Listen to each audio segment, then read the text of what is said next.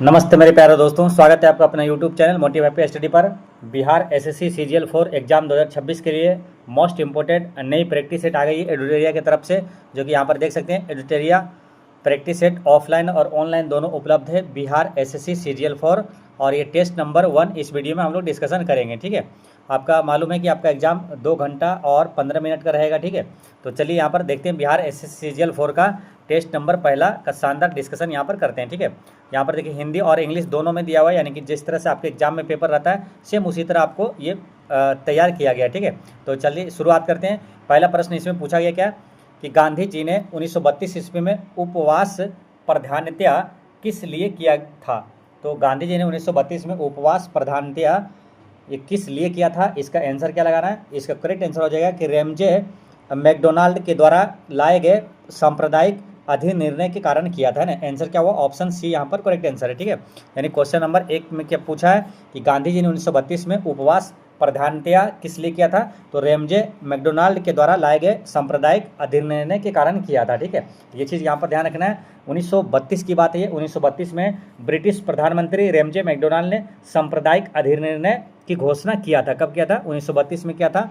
ठीक है, ध्यान रखना क्या, तो सांप्रदायिक अधिनिर्णय की घोषणा किया था, है ना। और जो उपवास इसीलिए रखा था किसने, गांधी जी ने ना 1932 में। 1932 की अगर कुछ इंपॉर्टेंट बातें अगर करेंगे तो 1932 में हुआ था क्या, पूना पैक्ट, है ना। अगर आपसे पूछा जाता है कि पूना पैक्ट कब हुआ था, तो 1932 में हुआ था। पूना पैक्ट किसके बीच हुआ था, गांधी जी और अम्बेडकर, है ना, भीमराव अम्बेडकर के बीच हुआ था। ठीक है, गांधी जी के बारे में कुछ यहाँ पर रिविजन कर लेते थोड़ा सा फास्ट, है ना। गांधी जी का जन्म कब हुआ था, मालूम है कब हुआ था, 2 अक्टूबर, और ये 1869 को हुआ था ना। 2 अक्टूबर 1869 को गांधी जी का जन्म हुआ था। और गांधी जी की मृत्यु कब हुई थी, तो ये हुआ था 30 जनवरी 1948 को हुआ था ना। 30 जनवरी 1948 को हुआ था। ठीक है, और ये दोनों डेट है ना काफ़ी महत्वपूर्ण। ये दोनों डेट से एक एक दिवस पूछा जाता है। जैसे 2 अक्टूबर को क्या होता है, अंतर्राष्ट्रीय अहिंसा दिवस पूछा जाता है, 2 अक्टूबर को मनाया जाता है। और राष्ट्रीय शहीद दिवस कब मनाया जाता है, तो 30 जनवरी को राष्ट्रीय शहीद दिवस मनाया जाता है। ठीक है, ये चीज़ आपको दोनों डेट याद रखना है आपको। ठीक है, गांधी जी के बारे में और इंपॉर्टेंट क्वेश्चन अक्सर आते रहता है, ध्यान रखना आपको। अगर आपसे पूछे कि गांधी जी का पहला सत्याग्रह कौन सा था, तो पहला सत्याग्रह कहाँ पर किए थे, तो दक्षिण अफ्रीका में पहला सत्याग्रह 1906 में किया था। ठीक है,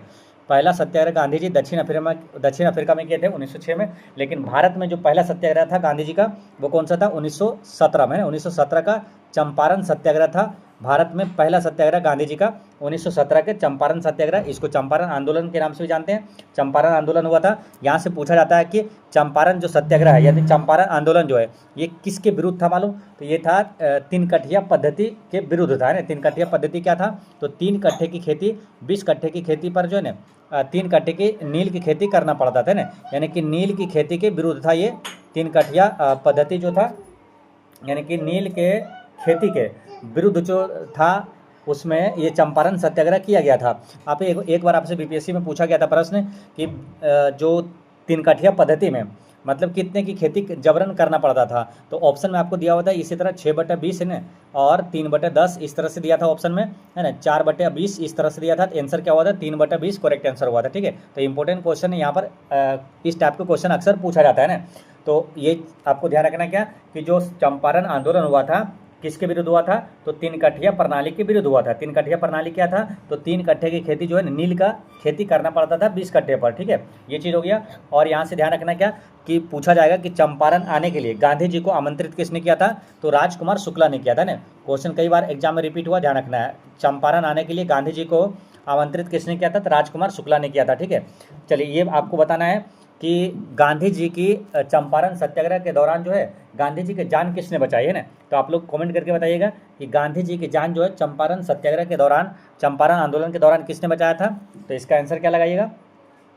चलिए इसका कमेंट आप लोग कमेंट करके बताइएगा। ठीक है, यहाँ पर थोड़ा सा और एक्स्ट्रा चीज़ जानते हैं। यहाँ पर क्या देखिए, गांधी जी का जो चंपारण सत्याग्रह था, चंपारण सत्याग्रह से ये पूछा जाएगा कि गांधी जी किस आंदोलन के बाद भारतीय राजनीति में सक्रिय रूप से सक्रिय हो गए थे, तो चंपारण आंदोलन के बाद ही भारतीय राजनीति में गांधी जी क्या हो सक्रिय हो गए थे। ठीक है, तो ये चीज़ आपको ध्यान रखना है। और गांधी जी की जान किसने बचाया था, तो बत्तख मियाँ ने बचाया था। किसने, बत्तख मियाँ ने बचाया था, याद रखना है ना। तो चंपारण आंदोलन के दौरान गांधी जी की जान किसने बचाया था, तो बत्तख मियाँ ने बचाया था। तो ये चीज़ आपको ध्यान रखना है। गांधी जी की पुस्तक और समाचार पत्र, यहाँ से प्रश्न पूछा जाता है। जैसे गांधी जी का प्रसिद्ध पुस्तक कौन सा है, तो सत्य के साथ मेरे प्रयोग, है ना। सत्य के साथ मेरे प्रयोग यानी कि एक्सपेरिमेंट विथ माई ट्रूथ है ना। सत्य के साथ मेरे प्रयोग के लेखक कौन है? गांधी जी है। हिंद स्वराज पुस्तक के लेखक गांधी जी है। मेरा जीवन ही मेरा संदेश, ये गांधी जी का ही पुस्तक है, मतलब गांधी जी पर रिलेटेड है, लेकिन इसको लिखा था किसने? तो नारायण देसाई ने लिखा था ना। मेरा जीवन ही मेरा संदेश के मूल लेखक कौन है? तो नारायण देसाई है। इसमें गांधी जी का ही जीवनी के बारे में लिखा हुआ है, ठीक है। मेरे सपनों का भारत के लेखक कौन है? तो गांधी जी है। इंडियन ओपिनियन समाचार पत्र के संपादक कौन है? तो गांधी जी है। इंडियन ओपिनियन, ठीक है। यंग इंडिया के भी गांधी जी है। नवजीवन का कौन है? गांधी जी है। और हरिजन पत्रिका के समाचार पत्र के संपादक कौन है? तो वो भी गांधी जी है, ठीक है। ये सारे एक्स्ट्रा फैक्ट्स आपको याद रख लेना है। नेक्स्ट क्वेश्चन आपका क्वेश्चन नंबर दूसरा में क्या? आंदोलन, है ना। बिहार के हर एग्जाम में आंदोलन से प्रश्न पूछा जाता है, हर बार पूछा जाता है, ध्यान रखना है। इसलिए आंदोलन से जितनी भी चीज़ आता है आपको रट जाना है ना। तो यहाँ पर देख लेते हैं क्या जो आप जानते हैं पहले उसको मिला लीजिए, काफ़ी आसान हो जाएगा आंसर निकालने में। जैसे कि कूका आंदोलन, ये आपको मालूम है पंजाब में होता है ना। कूका आंदोलन कहाँ हुआ था? पंजाब में, यानी कि बी का 3 होगा। अब बी का 3 देखिए कहाँ पर है। अब एक ही ऑप्शन में बी का 3 यहाँ पर दिया हुआ है, सी में ना। इसका आंसर यही होना चाहिए, ऑप्शन नंबर सी है ना। तो करेक्ट आंसर आपका यही है ना, ऑप्शन नंबर सी ही है। देखें एक ही, इसे आप जो कूका जानते हैं। और क्या, जैसे मोपला विद्रोह है, ये कई बार एग्जाम में आया है, तो मोपला का भी मिला दीजिएगा, केरल में हुआ था ना। 1921 की बात है, ये केरल में हुआ था मोपला विद्रोह, ठीक है। तो ये हो जाएगा सी का 2 हो जाएगा, है ना। सी का 2 देखिए यहीं पर है, एक ही ऑप्शन में ही आपको सी का 2 यहीं पर दिया हुआ है ना। तो इस तरह से आपको आंसर, एक ही आप जान रहे हैं, आंसर आ गया है ना। चलिए यहाँ पर और भी मिलाते हैं। फकीर विद्रोह, ये कहाँ हो जाएगा? बंगाल में। फकीर विद्रोह बंगाल हो जाएगा। बचिए कौन सा? खासी, तो खासी विद्रोह हो जाएगा कहाँ? असम में हो जाएगा ना। डी का 4 हो जाएगा, ऑप्शन नंबर सी आपका यहाँ पर करेक्ट आंसर हो गया, ठीक है। यहीं पर आपसे अगर पूछा जाए रंपा विद्रोह कहाँ पर हुआ था? तो रंपा विद्रोह हुआ था आंध्र प्रदेश में। मुंडा विद्रोह कहाँ? तो छोटा नागपुर में हुआ था। कोल विद्रोह भी छोटा नागपुर में हुआ था ना। मुंडा विद्रोह और कोल विद्रोह ये दोनों हुआ था छोटा नागपुर। छोटा नागपुर कहाँ? तो झारखंड में ना। संथाल विद्रोह कहाँ हुआ था? बिहार और झारखंड में हुआ था ना। ये सभी चीज़ें एक्स्ट्रा फैक्ट्स आपको याद रखना है। क्वेश्चन नंबर आपका तीसरा में क्या पूछा है? क्वेश्चन नंबर 3 में क्या? सुभाष चंद्र बोस ने किस आंदोलन के बारे में कहा था कि जब भारतीयों का उत्साह चरम पर था तब आंदोलन वापसी की घोषणा राष्ट्रीय विपत्ति से कम नहीं थी, है ना। सुभाष चंद्र बोस ने किस आंदोलन में कहा था कि जब भारतीयों का उत्साह चरम पर था तब आंदोलन वापसी की घोषणा ये राष्ट्रीय विपत्ति से कम नहीं थी? तो राष्ट्रीय मतलब कि ये जो आंदोलन की वापसी कौन सा हुआ था? तो ये हुआ था असहयोग आंदोलन, है। असहयोग आंदोलन, option number A correct answer हो जाएगा। 3 का ए यहाँ पर सही है ना। असहयोग आंदोलन कब हुआ था मालूम है ना? 1920 में हुआ था असहयोग आंदोलन। और ये क्यों स्थगित किया गया था ये भी कई बार एग्जाम में आया है, ठीक है, याद रखना है। ये चौरी चौरा कांड है ना, चौरी चौरा कांड के कारण ये स्थगित हो गया था। चौरी चौरा कांड कब हुआ था? 4 फरवरी 1922 को हुआ था ना। और 1922 यही चौरी चौरा घटना के कारण ही असहयोग आंदोलन स्थगित कर दिया गया था, ठीक है। ये चीज़ आपको यहाँ पर ध्यान रखना है।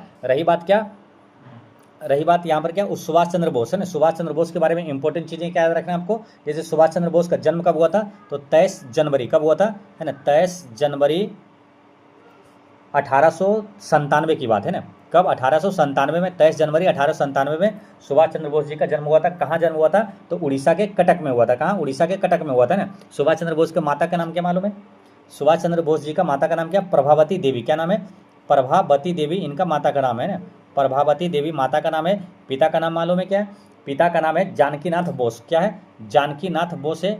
सुभाष चंद्र बोस जी के पिताजी के नाम क्या है? जानकीनाथ बोस है। कौन है? जानकीनाथ बोस, ठीक है। तो कुछ कई बार एग्जाम में पूछ लिया जाता है तो ध्यान रखना है ना। तो जानकीनाथ बोस इनके पिताजी हो गया, माता जी हो गई क्या?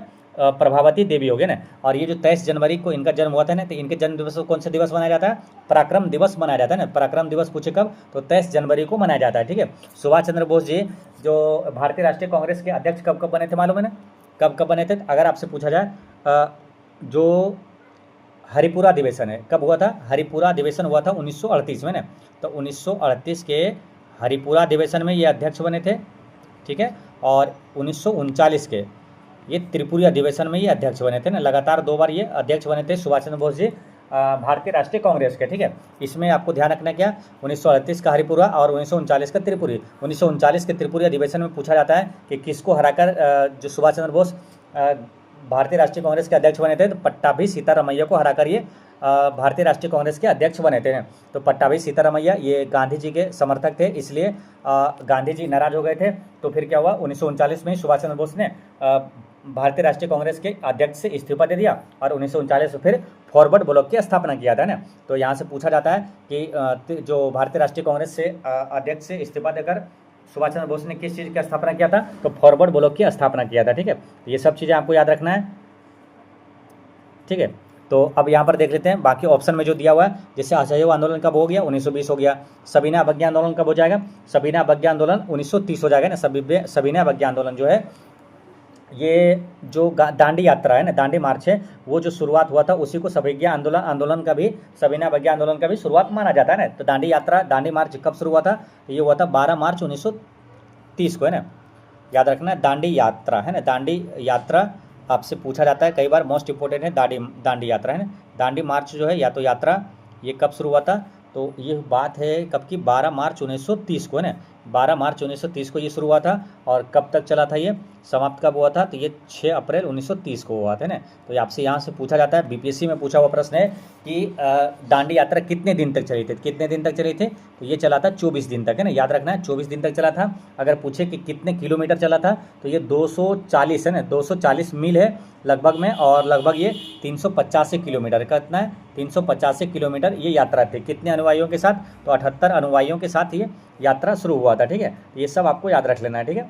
चलिए, रही बात क्या, होम रूल है ना, होम रूल आंदोलन जो यहाँ पर दिया हुआ है, इसके बारे में समझते हैं। होम रूल आंदोलन जो है, इसकी शुरुआत कब होता मालूम, मतलब कि होम रूल आंदोलन किसने किया था, अगर आपसे पूछ जाए कि सितंबर 1916 में मद्रास में होम रूल लीग आंदोलन किसने शुरू किया था, किसने नेतृत्व किया था, तो आंसर क्या लगाइएगा, ठीक है। क्योंकि होम रूल लीग में दो है, एक है आपको नाम आता है बाल गंगाधर तिलक, और एक है एनी बेसेंट। तो आपको यहाँ पर थोड़ा सा क्लियर ध्यान रखना है कि जो पहले शुरू हुआ था ना, पहले अप्रैल 1916 में, कहाँ पर, बेलगांव में, अप्रैल 1916 में अगर बात करेगा, होम रूल आंदोलन किसने शुरू किया था, अप्रैल 1916 में।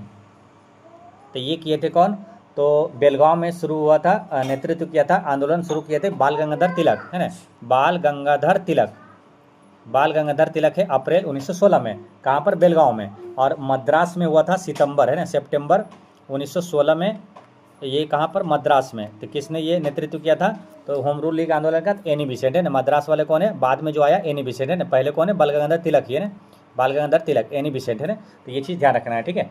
और रही बात क्या कि अब बच गया आपका ये भारत छोड़ो आंदोलन, है ना। भारत छोड़ो आंदोलन कब हुआ था मालूम, शुरुआत ये हुआ था 8 अगस्त 1942 को हुआ था, गांधी जी ने नेतृत्व किया था। और गांधी जी, पूछा जाता है करो या मरो का नारा गांधी जी किस आंदोलन के दौरान दिए थे, तो भारत छोड़ो आंदोलन के दौरान ही दिए थे, ठीक है। और एक चीज़ यहाँ पर और याद रख लीजिएगा, सुभाष चंद्र बोस जी का एक पुस्तक का पूछा जाता है, तो द इंडियन स्ट्रगल पुस्तक के लेखक कौन है, तो द इंडियन स्ट्रगल के लेखक कौन है, ये सुभाष चंद्र बोस जी है ना।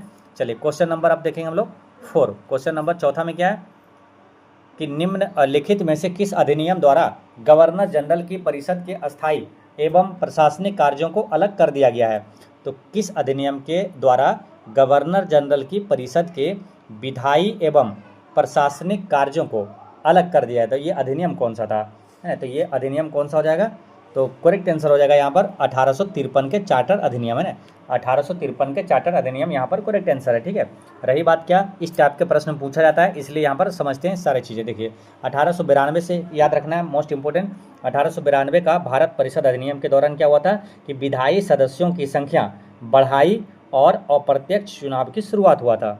फिर समझिए, 1892 के तहत क्या हुआ था, विधायी सदस्यों की संख्या बढ़ाई गई और अप्रत्यक्ष चुनाव की शुरुआत हुआ था, ठीक है।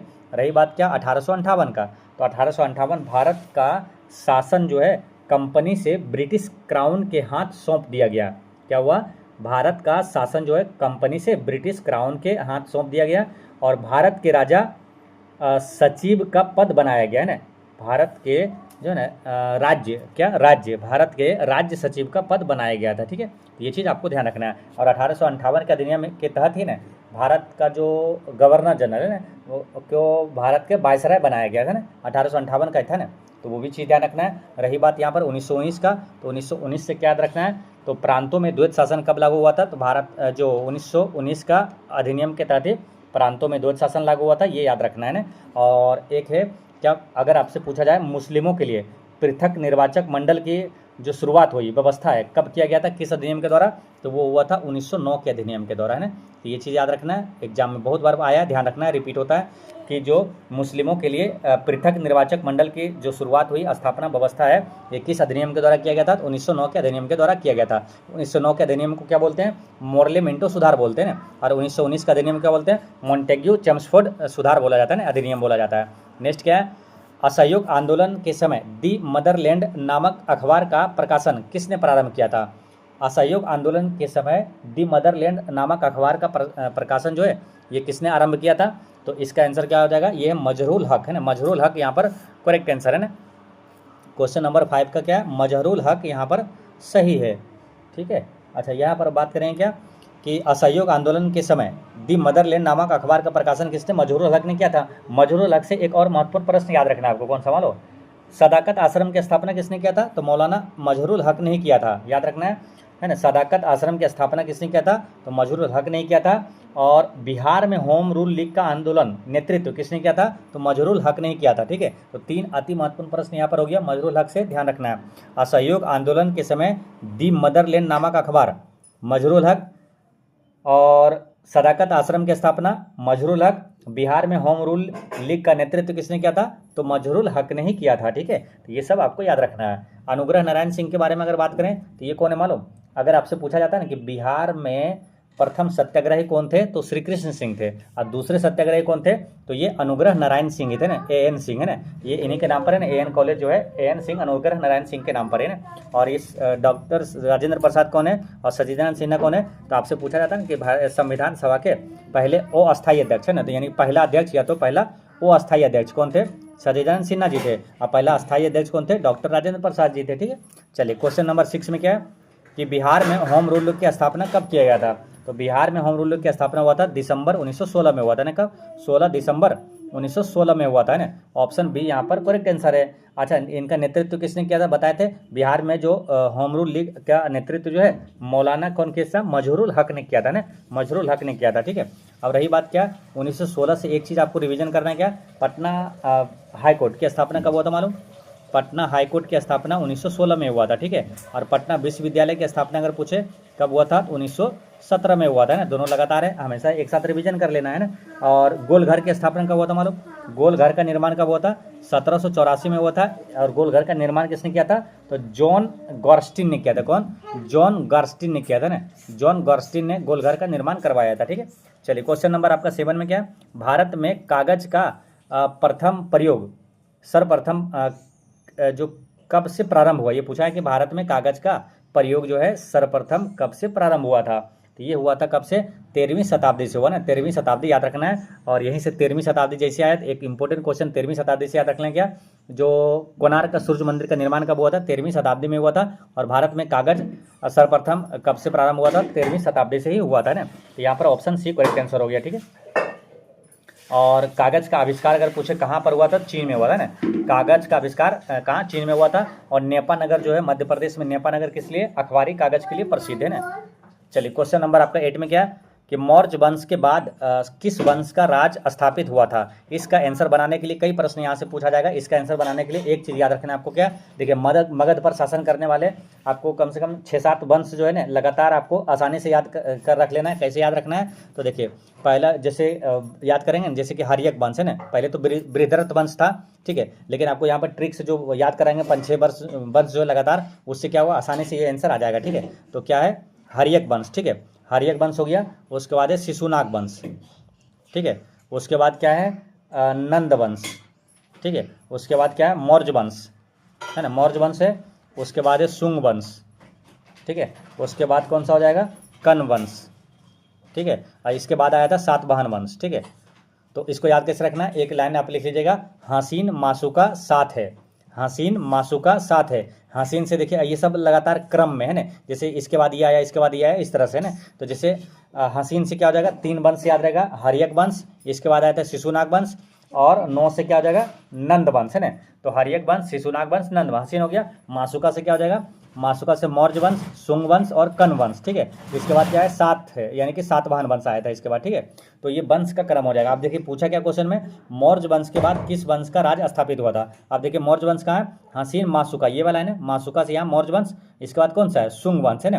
तो यहाँ पर देखिए शुंग वंश आंसर हो जाएगा। ऑप्शन नंबर सी यहाँ पर करेक्ट आंसर हो गया, ठीक है। आसानी से देखिए इसका आंसर आ गया ना, तो इसलिए याद रख लेना इसको, हसीन मासुका साथ है। ये क्रम जो है ना वंश का सही है ना, तो इस तरह से याद रख लेना है इसको। रही बात क्या, इसका सबका संस्थापक भी याद रख लेना आपको, है ना, क्योंकि बिहार के एग्जाम की दृष्टि से काफी महत्वपूर्ण यहाँ पर चैप्टर है ये वाला। तो हर्यक वंश का स्थापना किसने किया था? तो ये है बिंबिसार, है ना। हर्यक वंश के संस्थापक कौन है? बिंबिसार। एक तो बिंदुसार है, बिंदुसार अलग है ना, वो जो अशोक का पिता है बिंदुसार, लेकिन ये हर्यक जो है, हर्यक वंश का संस्थापक कौन है? बिंबिसार है ना, बिंबिसार, जो कि बिंबिसार का ही एक चिकित्सक था, जीवक है ना, जो कि राजगीर का था, और कहाँ पर गौतम बुद्ध के दरबार में भी वो उनके गए थे ना, जीवक। तो यहाँ पर आपको ये क्या बताएं? हर्यक वंश के संस्थापक कौन हो गया? बिंबिसार। रही बात क्या? शिशुनाग वंश है ना, शिशुनाग वंश का हो जाएगा कौन? शिशुनाग ही होगा ना, इसका संस्थापक कौन है? शिशुनाग। नंद वंश का संस्थापक क्या हो जाएगा? महापदम नंद है ना, नंद वंश का संस्थापक महापदम नंद। मौर्य वंश का संस्थापक कौन है? चंद्रगुप्त मौर्य। चंद्रगुप्त मौर्य का ही पुत्र था बिंदुसार। अब बिंदुसार का पुत्र कौन था? तो अशोक था ना। और रही बात क्या, ये क्या है? शुंग वंश है ना, तो शुंग वंश का स्थापना किसने किया था? पुष्यमित्र शुंग ने किया था ना, पुष्यमित्र शुंग। शुंग वंश के संस्थापक कौन है? पुष्यमित्र शुंग। और कन वंश के संस्थापक कौन है? वासुदेव कण्व। कौन है? वासुदेव कण्व। और सातवाहन वंश के संस्थापक कौन हो जाएगा? सिमुख। कौन है? सिमुख। ठीक है, तो ये सब आपको बता दिए। चलिए नेक्स्ट क्वेश्चन देखते हैं। किताब उल यामिनी किसकी रचना है? तो किताब उल यामिनी ये रचना है नस्र अल उतबी की है। किसका है? नस्र अल उतबी की ये रचना है। ठीक है, ऑप्शन सी यहाँ पर करेक्ट आंसर है। रही बात क्या, इसी तरह का है किताब उल हिंद। किताब उल हिंद के लेखक कौन है? तो वो है अलबरूनी। कौन है? अलबरून, जो कि महमूद गजनवी के साथ भारत आया था ना, अलबरूनी। फिरदौसी क्या है? तो ये शाहनामा के लेखक है ना, शाहनामा के लेखक कौन है? फिरदौसी है। अमीर खुसरो को बोला जाता है तोता ए हिंद है ना, तोता ए हिंद किसे कहा जाता है? अमीर खुसरो को कहा जाता है। क्वेश्चन नंबर आपका 10 में क्या है? विजयनगर साम्राज्य के वित्तीय व्यवस्था की मुख्य विशेषता क्या थे? तो इसकी वित्तीय व्यवस्था की मुख्य विशेषता क्या थे? तो इसका आंसर क्या हो जाएगा? तो ये है भू राजस्व। क्या? भू राजस्व करेक्ट आंसर है। आपसे कई बार पूछा जाता है क्या, विजयनगर साम्राज्य का स्थापना किसने किया था? तो ये किसने किया था? हरिहर एवं बुक्का ने किया था ना, हरिहर एवं बुक्का ने किया था। कब? 1336 ईस्वी में किया था। और विजयनगर साम्राज्य किस नदी के किनारे स्थापित हुआ था ये? तो ये है तुंगभद्रा नदी के किनारे है ना, और ये कहाँ पर? कर्नाटक में। ठीक है, चलिए अब विजयनगर साम्राज्य की राजधानी कहाँ? हम्पी है ना, इसकी राजधानी कहाँ थी? हम्पी, ये याद रखना। ठीक है, ये सब कर्नाटक में है। क्वेश्चन नंबर आपका 11 में है, किन्हीं में से किस अनुच्छेद के अंतर्गत राज्यों में पंचायतों का चुनाव कराया जाता है? तो राज्यों में पंचायतों का चुनाव किस अनुच्छेद के तहत कराया जाता है? तो अनुच्छेद 243 के क्या है? अनुच्छेद 243 के यहाँ पर करेक्ट आंसर है। ठीक है, अच्छा यहाँ पर क्या है? अनुच्छेद 243 के ABCDEFGHIJ के यहाँ तक है ना मालूम? इसमें कुछ अनुच्छेद है ना, आपको याद करवा देते हैं आसानी से, तो कि इसमें क्या है? कन्फ्यूजन होता है। ठीक है, तो कुछ याद रहेगा ना, तो आपको कन्फ्यूजन नहीं होगा और ऑप्शन छांट के आंसर लगाने में आपको मदद मिलेगी। ठीक है, अगर आपसे पूछा जाए क्या मालूम, पंचायतों का कार्यकाल किस अनुच्छेद में है? तो पंचायतों का कार्यकाल किस में मालूम? अनुच्छेद 243 के ई में है। पंचायतों का कार्यकाल, इसको याद कैसे रखना है? जैसे पंचायत का कार्यकाल कितने साल का होता है ना, तो जनरली क्या होता है? 5 साल का होता है ना, पंचायतों का कार्यकाल 5 साल का होता है। अब देखिए 5 जो है ना, यहाँ पर अनुच्छेद कौन सा है? 243 का ई। आप देखिए ABCD में ई कितने नंबर पर आता है? 5वें नंबर पर आता है ना, तो उस तरह से इसको हमेशा हमेशा के लिए आपको याद हो जाएगा ना, तो ई जो है 5वें नंबर पर आता है। तो इसलिए पंचायतों का कार्यकाल जैसे पूछा जाएगा तुरंत दिमाग में आया क्या?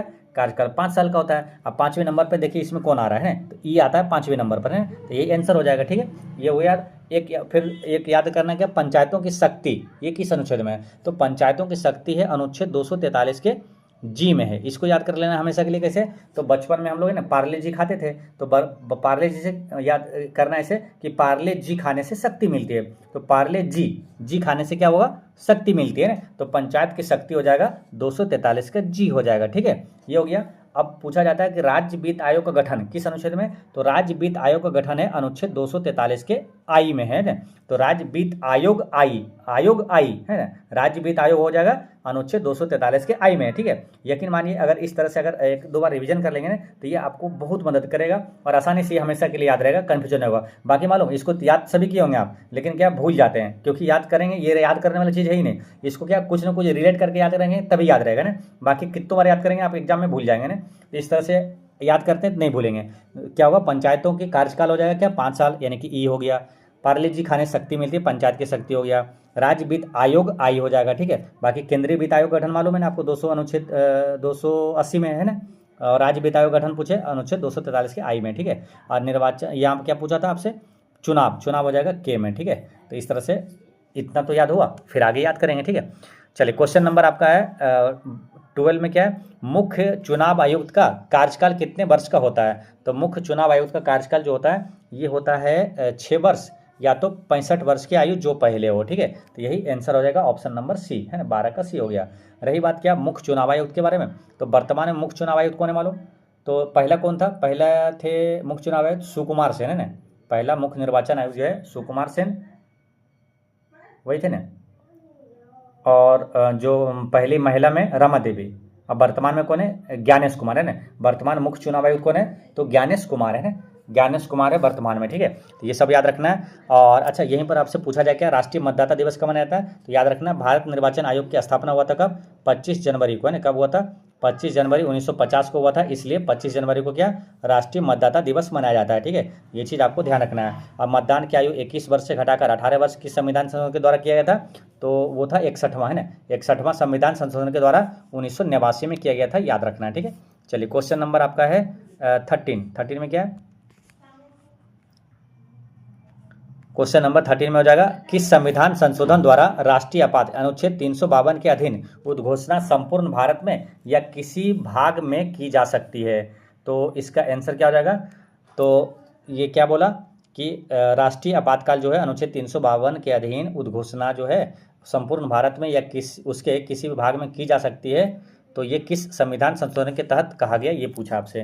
तो इसका आंसर क्या हो जाएगा, ये वही है संविधान संशोधन, कौन सा 44वां संविधान संशोधन 1978, है ना, जिसके तहत क्या हुआ था, संपत्ति के अधिकार को मूल अधिकार से हटाया गया था ना। तो ये दोनों चीज़ें हुआ था, ध्यान रखना है ना। तो राष्ट्रीय आपातकाल जो है लगा सकते हैं आप 44वां संविधान संशोधन अधिनियम 1978 के द्वारा हुआ था, ये व्यवस्था किया गया। और संपत्ति के अधिकार को पूछेगा किस संविधान संशोधन के द्वारा मूल अधिकार से हटाया गया था, तो 44वां संविधान संशोधन के द्वारा 1978 में हटाया गया था, ठीक है, ये याद रखना है। 42वां भी बहुत महत्वपूर्ण है, 42वां संविधान संशोधन के द्वारा क्या होता, मूल कर्तव्य को है ना भारतीय संविधान में जोड़ा गया था, किस संविधान संशोधन के द्वारा, तो यही 42वां संविधान संशोधन के द्वारा जोड़ा गया था। और क्या, समाजवादी, अखंडता और पंथ निरपेक्ष, है ना, ये जोड़ा गया था कब, तो ये 42वां संविधान संशोधन के द्वारा ही जोड़ा गया था 1976 में, ठीक है।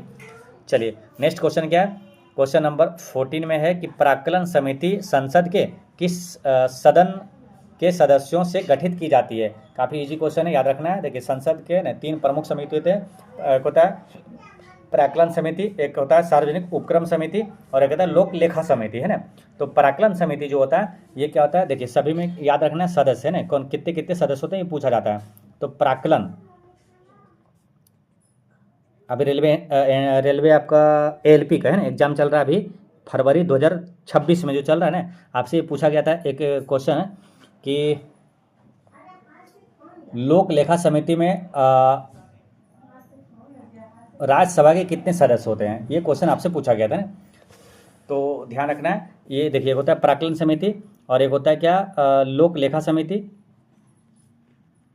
लोक लेखा समिति, और एक होता है क्या सार्वजनिक उपक्रम समिति। क्या होता है, सार्वजनिक है ना उपक्रम समिति, ठीक है। देखिए सबसे बड़ी समिति होता है प्राक्कलन समिति, है ना, क्योंकि इसमें कितने 30 सदस्य होता है, ठीक है, इसमें 30 सदस्य होता है। और लोक लेखा समिति और सार्वजनिक उपक्रम समिति इसमें कितना 22 सदस्य होता है, ठीक है। अब यहाँ से इंपॉर्टेंट चीज़ें याद रखना, क्या इसमें जो 30 सदस्य होता है ना केवल लोकसभा के सदस्य होता है, क्या केवल लोकसभा के सदस्य होते हैं प्राक्कलन समिति में। तो आपसे पूछा जाता है किस समिति में केवल लोकसभा के सदस्य होता है, तो प्राक्कलन समिति में केवल लोकसभा के सदस्य होता है। जबकि लोक लेखा और जो सार्वजनिक उपक्रम समिति है इसमें 22 सदस्य में क्या होता है 15 होता है लोकसभा से और 7 होता है राज्यसभा से ना, 15 लोकसभा से 7 राज्यसभा से, है ना। इसमें भी वही होता है 15 लोकसभा से और 7 सदस्य होता है राज्यसभा से ना। तो कुछ भी आप पूछा जाए आपसे कि लोक लेखा समिति में राज्यसभा कितने सदस्य होते हैं, 7 सदस्य हो जाता है ना। और लोक लेखा समिति या तो उपक्रम समिति में लोकसभा के कितने सदस्य होते हैं 15 होता है ना। तो ये आपको याद रहेगा। और सभी सदस्यों का कार्यकाल कितना होता है, तो मात्र 1 वर्ष होता है, याद रखना है, ठीक है।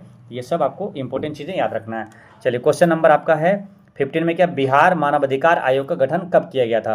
तो बिहार मानवाधिकार आयोग का गठन ये किया गया था कब, 3 जनवरी 2000 ईस्वी में हुआ था। कब, 3 जनवरी 2000 ईस्वी में बिहार मानवाधिकार आयोग का गठन किया गया था। अगर पूछे कि राष्ट्रीय मानवाधिकार आयोग गठन कब हुआ था, तो मालूम है 12 अक्टूबर 1993 की बात है ना। 12 अक्टूबर 1993 में राष्ट्रीय मानवाधिकार आयोग का गठन हुआ था, ठीक है। अच्छा वर्तमान में राष्ट्रीय मानवाधिकार आयोग का अध्यक्ष कौन है, करंट अफेयर में याद रखना है बी रामा सुब्रमण्यम, है ना, बी रामा सुब्रमण्यन है, ठीक है। क्वेश्चन नंबर आपका है 16, है ना, 16 में क्या है कि निम्नलिखित में से कौन कौन भारत के राष्ट्रपतियों की मृत्यु पद पर रहते हुई थी। तो पद पर रहते हुए मृत्यु किनका हुआ था, डॉक्टर जाकिर हुसैन और फखरुद्दीन अली अहमद का हुआ ना। तो यही 2 लोगों का हुआ था, 2 और 4 आंसर होगा ऑप्शन नंबर बी में दिया हुआ है, बी करेक्ट आंसर हो गया। ठीक है, चलिए नीलम संजीव रेड्डी यहाँ पर अगर बात करेंगे तो निर्विरोध चुने जाने वाले राष्ट्रपति कौन है, तो ये नीलम संजीव रेड्डी है ना। नेक्स्ट क्वेश्चन क्या है, 17वें भारत के संविधान का कौन सा अनुच्छेद संसद के चुनावों से संबंधित कानून बनाने का अधिकार देता है, तो इसका आंसर हो जाएगा आपका ये वाला अनुच्छेद 327 है ना, अनुच्छेद 327 यहाँ पर करेक्ट आंसर है ना, अनुच्छेद 327। ठीक है, यहाँ पर क्या है क्वेश्चन फिर समझिए, भारत के संविधान का कौन सा अनुच्छेद संसद को चुनावों से संबंधित कानून बनाने का अधिकार देता है, तो अनुच्छेद 327 करेक्ट आंसर है ना। अच्छा, भारत का संचित निधि किस अनुच्छेद में मालूम, संचित निधि जो है अनुच्छेद 266 में है ना। चलिए क्वेश्चन नंबर आपका है 18 में कि निम्नलिखित महानुभावों अनुमोदित व्यक्तियों की रैंक और वरीयता काल क्रमानुसार व्यवस्थित कीजिए। से पूर्व राष्ट्रपति है और आपका लोकसभा अध्यक्ष है, पूर्व प्रधानमंत्री है, यानी कि वरीयता क्रम जो है ना भारत में, इसके अनुसार आपको ये सजाना है सारी चीज़ें। ठीक है, तो देखिए वरीयता क्रम में सबसे ऊपर कौन होता है मालूम, सबसे ऊपर होता है राष्ट्रपति होता है ना, उसके बाद दूसरे नंबर पर आता है उपराष्ट्रपति, तीसरे नंबर पर आता है प्रधानमंत्री, चौथे नंबर पर आता है राज्यपाल और पाँचवें नंबर पर आता है पूर्व राष्ट्रपति। पाँचवें नंबर पर कौन आएगा, पूर्व राष्ट्रपति, यानी कि एक वाला आएगा ना, पूर्व राष्ट्रपति एक वाला आएगा, यानी कि ये वाला और ये वाला पहले आंसर नहीं होगा ना, क्योंकि और बाकी जो ऑप्शन में सब नीचे ही रहेगा इससे ना, क्योंकि यहाँ पर राष्ट्रपति नहीं दिया हुआ, उपराष्ट्रपति नहीं है, प्रधानमंत्री नहीं, राज्यपाल भी नहीं है ना, तो पाँचवें नंबर पर आएगा पूर्व उपराष्ट्रपति, उसके बाद आएगा आपका लोकसभा अध्यक्ष ना, उसके बाद आएगा लोकसभा अध्यक्ष, यानी कि 1 और 2, 1 और 2 किस ऑप्शन में, ऑप्शन 1 में ही दिया हुआ है ना, तो यही आंसर हो जाएगा। ठीक है, तो 1, 2, उसके बाद कौन सा हो जाएगा, पूर्व प्रधानमंत्री हो जाएगा, पूर्व प्रधानमंत्री ने, उसके बाद हो जाएगा आपका ये सर्वोच्च न्यायालय के न्यायाधीश, उसके बाद होगा सोलिसिटर जनरल होगा ना, तो ऑप्शन नंबर आपका ए यहाँ पर सही है। ठीक है, नेक्स्ट क्वेश्चन है आपका 19 में कि दी गई पहाड़ियों का उत्तर से दक्षिण है ना, उत्तर से दक्षिण सही क्रम आपको बताना है, उत्तर से दक्षिण। तो इसमें देखिए उत्तर से दक्षिण में अगर देखेंगे तो पहले आएगा नल्ला मलाई की पहाड़ियाँ है ना, नल्ला मलाई की पहाड़ियाँ, फिर नीलगिरी की पहाड़ियाँ, अन्ना मलाई की पहाड़ियाँ और इलांची की पहाड़ियाँ है ना, इलांची की पहाड़ियाँ जो कि क्या बोलते हैं कोर्डोबम की पहाड़ियाँ, जो कि केरल में है यहाँ पर है ना, इलांची की पहाड़ियाँ, ये कोर्डोबम की पहाड़ियाँ। ठीक है, तो देखिए नल्ला मलाई कहाँ मिलेगा, आंध्र प्रदेश में ना, आंध्र प्रदेश में नल्ला की मलाई, तो उत्तर से दक्षिण बोला था, तो पहले ऊपर में आ जाएगा नल्ला मलाई ऑप्शन के अनुसार, उसके बाद आएगा नीलगिरी की पहाड़ी जो कि कहाँ पर है, तो तमिलनाडु में ना, फिर अन्ना मलाई भी तमिलनाडु में, इलायची की पहाड़ी जो है केरल में है ना, ऑप्शन ए यहाँ पर सही है, उत्तर से दक्षिण यही सही है। क्वेश्चन नंबर आपका है 20, इसमें क्या है कि पश्चिम की ओर प्रवाहित होने वाली नदियाँ कौन सा है, तो देखिए यहाँ पर 2 चीज़ें आपको मोस्ट इंपोर्टेंट चीज़ बताते हैं, इस टाइप के आंसर आसानी से आ जाएगा। देखिए ये अपना हो गया भारत, ठीक है, तो पश्चिम की ओर बहने वाली नदी लिखना है क्या मालूम, साबरमती है और लूनी नदी है और माही, नर्मदा और ताप्ती। ठीक है, इसको एक लाइन लिख लीजिए क्या, साला मानता नहीं, क्या साला मानता नहीं। ठीक है, तो साला से क्या हो जाएगा साबरमती लूनी, अब मानता से होगा माही नर्मदा ताप्ती, माही नर्मदा ताप्ती। अब देखिए इसी से आंसर आ जाएगा आपको ना, एक लाइन लिखेंगे हमेशा याद रहेगा, जो प्रमुख मोस्ट इंपोर्टेंट जो नदी है जो कि पश्चिम की ओर बहती है, याद रखना है साला मानता नहीं, ये 5 नदी आपको महत्वपूर्ण हो गया, याद रहेगा। अब देखिए क्या पूछा, पश्चिम की ओर बहने वाली नदी कौन सा है ना, तो देखिए क्या होगा, मानता से क्या होगा माही नर्मदा ताप्ती, देखिए यहाँ पर माही और नर्मदा और ताप्ती है ना, ये आ गया, और यही तीनों हो जाएगा है ना, क्या होगा 1 2 3, 1 2 3 किस में, ऑप्शन नंबर बी में दिया हुआ है, यही आंसर हो जाएगा। ठीक है, यही आंसर आपका हो गया। यहीं पर देखिए इसमें से कौन आया, साला मानता से यही आया ना, माही नर्मदा और ताप्ती। ठीक है, ये तीनों नदी आ गया।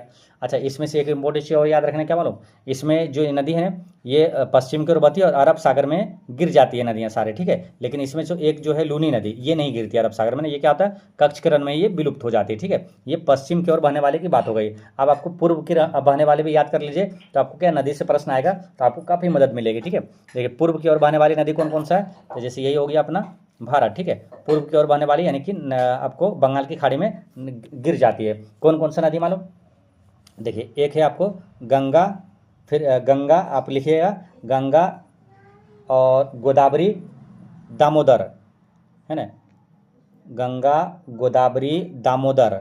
ठीक है, और महानदी और कृष्णा कावेरी। एक लाइन लिखिएगा आप क्या मालूम, गोद में काका है ना, ये देखिए सभी महत्वपूर्ण नदी आपको याद रहेगा, गोद में काका लिख लीजिएगा और उसके नीचे आप नदी लिख लीजिएगा क्या, गो से हो जाएगा क्या गंगा और गोदावरी, गंगा और गोदावरी गो से, और 2 से क्या हो जाएगा दामोदर नदी है ना, ये 3 नदी देखिए यहाँ पर हो गया गंगा गोदावरी दामोदर।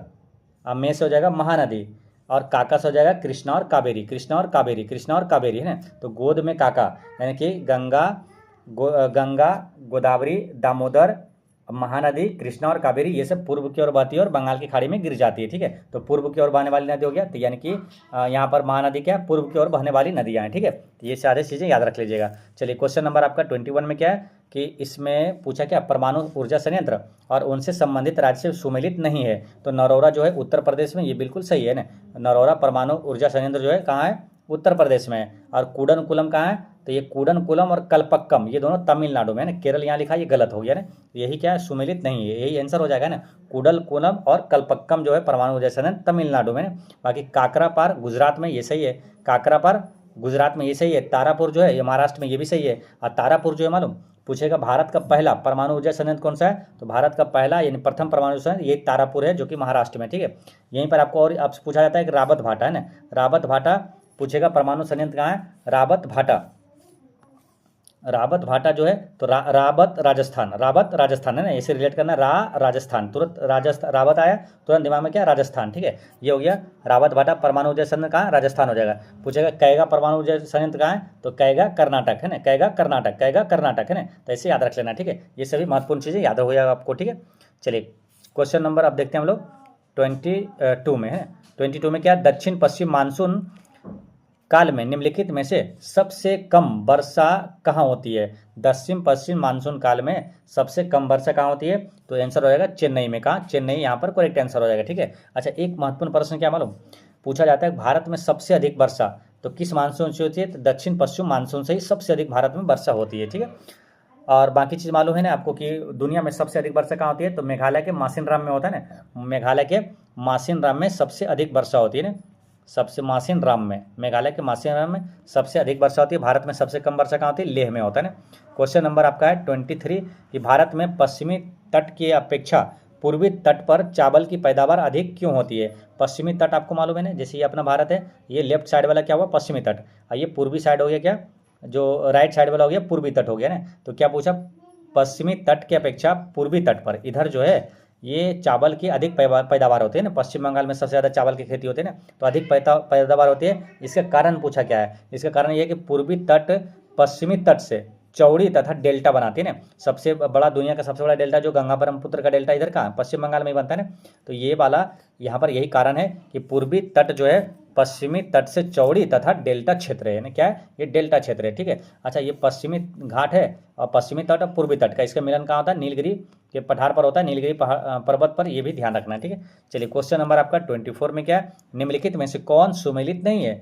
जैसे ये भारत है और इसका चक्रवात यहाँ पर क्या है, भारत में चक्रवात बोलते हैं है ना। और जैसे चीन में क्या बोलते हैं, टाइफून, और ऑस्ट्रेलिया में क्या, विली विली, और अमेरिका में क्या, बागुइयो, ये वाला गलत है। अमेरिका में बागुइयो कहाँ बोलता है मालूम, बागुइयो बोला जाता है कहाँ, ये फिलीपींस की भाषा है ना, कहाँ है, फिलीपींस में ना। और अमेरिका में क्या होता है, तो ये हरिकेन, अमेरिका में जो बने वाले चक्रवात है उसको क्या बोलते हैं, हरिकेन बोला जाता है ना।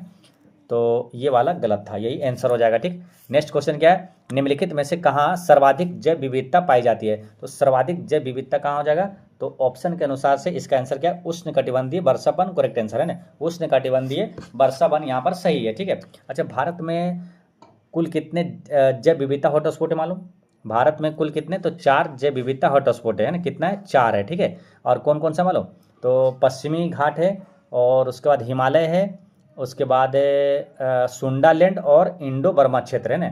ये 4 है जैव विविधता हॉटस्पॉट। ठीक है, जैव विविधता हॉटस्पॉट 4 कौन कौन सा, फिर समझिए, पश्चिमी घाट और हिमालय क्षेत्र, और उसके बाद सुंडालैंड और इंडो बर्मा क्षेत्र। ठीक है, सबसे अधिक जैव विविधता कहाँ पाई जाती है, पश्चिमी घाट में पाया जाता है। ठीक है, और जैव विविधता, अंतर्राष्ट्रीय जैव विविधता दिवस कब मनाया जाता है मालूम, तो ये 22 मई को मनाया जाता है। ये तो मालूम होगा आपको ना, क्योंकि 22 से आपको 4 अति महत्वपूर्ण दिवस बताते हैं। जैसे 22 मार्च को बिहार दिवस और विश्व जल दिवस, 22 अप्रैल को विश्व पृथ्वी दिवस, और 22 मई को क्या, अंतर्राष्ट्रीय जैव विविधता दिवस मनाया जाता है। ठीक है, चलिए क्वेश्चन नंबर आपका है 26, इसमें क्या बोला कि नेपाल की सीमा को स्पर्श करने वाले बिहार के जिलों का समूह क्या है। तो ये नेपाल के सीमा से लगने वाला जिला कौन कौन सा है, तो ये हो जाता है अपना बिहार। ठीक है, तो ये बिहार में जो है, बिहार का ये मैप हो गया, तो नेपाल के से साथ कितने जिला सीमा साझा करता है मालूम है, तो 7 जिला है ना, 7 जिला सीमा साझा करता है। कौन कौन सा है, यहाँ पर से इधर आइएगा पश्चिम से, पश्चिम चंपारण, फिर क्या होता है पूर्वी चंपारण है।